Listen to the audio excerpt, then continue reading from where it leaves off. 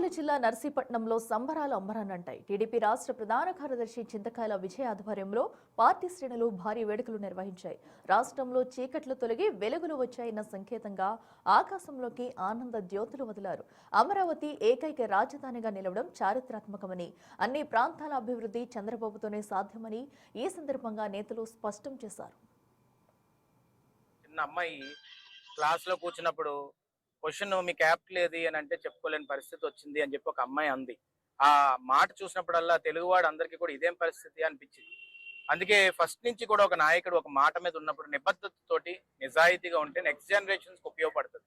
దానికి చంద్రబాబు నాయుడు గారు మొట్టమొదట 2014లో ముఖ్యమంత్రి అయినప్పుడే నేను ఒకటే ఒక క్యాపిటల్, అదే అమరావతి రాజధాని కింద పెట్టబోతున్నాను, వైజాగ్ నేమో ఫైనాన్షియల్ గా డెవలప్ చేస్తాను, ఫైనాన్షియల్ హబ్ తయారు చేస్తాను, రాయలసీమ హార్టికల్చర్ హబ్ కింద తయారు చేస్తాను ఎప్పటి నుంచి చెప్పుకొని వచ్చారు. అదే మాట మీద ఉన్నారు, ఎక్కడ తప్పలేదు.